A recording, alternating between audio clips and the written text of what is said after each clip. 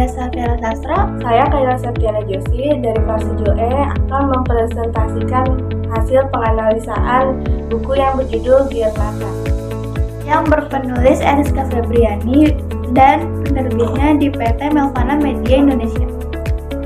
Tahun terbitnya ialah Desember 2017 dan jumlah halamannya 512, ukuran bukunya 14,6. Pembuka. Saya sangat menyukai buku Dear Nathan karya Eriska Febriani karena cerita sangat menarik. Tokoh utama bukunya adalah Definiko selaku Nathan. Selain menarik alur cerita ini membuat saya selalu penasaran dengan apa yang selanjutnya terjadi. Plot yang ditaruh pada akhir bab juga sangat membuat saya terpukau dan pesan moral yang disampaikan sangat menginspirasi. Karena tokoh dari buku utama ini ialah Definiko membuat saya tertarik untuk membaca buku ini. Juga rekomendasi dari teman-teman membuat saya makin tertarik untuk membaca. Analisa.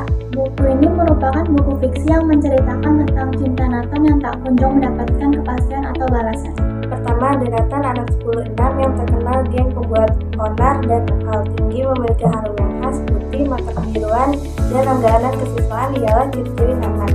Berbeda dengan Salma Alfira, anak 10-2 yang lugu, cantik, baik, dan juga kesayangan sekolah SMA Garuda.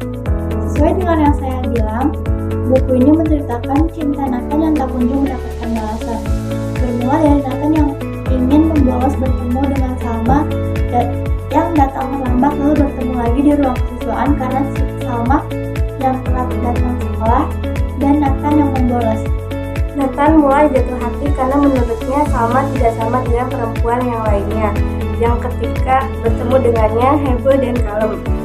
Secara Nathan primadona sekolah. Nathan mulai jatuh hati karena menurutnya Salma tidak sama dengan perempuan lainnya yang ketika bertemunya tidak heboh dan kalem. Secara Nathan primadona sekolah. Nathan mulai mengejar Salma dan mengajak pulang bareng. Setelah puluhan kali ditolak, akhirnya Salma mengiyakan ajakan Nathan. Malamnya Nathan mengajak Salma untuk makan di luar. Ternyata Nathan menghadiri acara keluarga dan mengenalkan Salma sebagai pacarnya. Di situ ada seri sahabatnya Nathan yang sangat Nathan benci karena memilih meninggalkan Nathan keluar negeri di saat Nathan susah.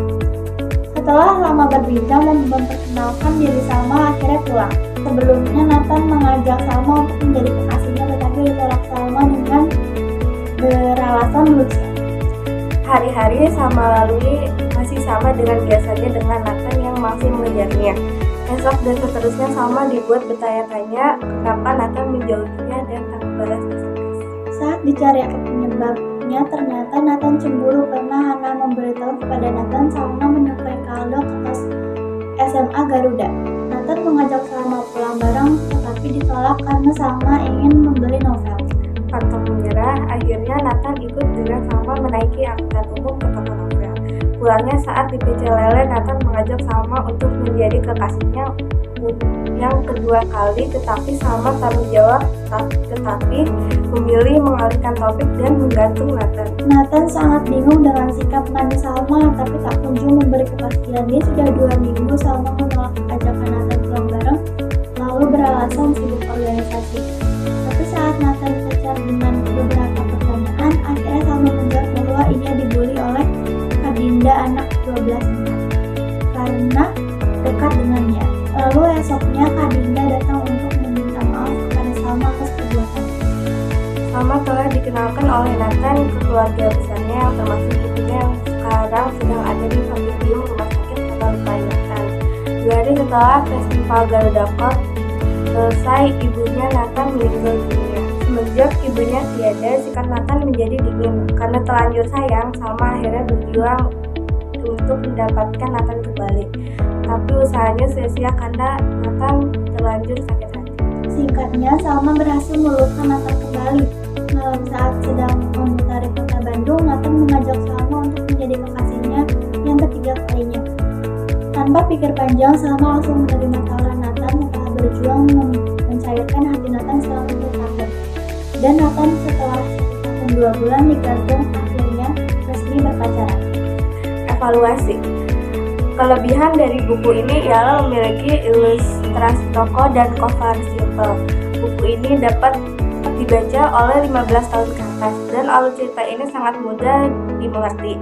Buku ini juga memiliki pesan moral yang baik seperti harus taat pada orang tua, menghargai perasaan orang, memperjuangkan persahabatan dan lain-lain.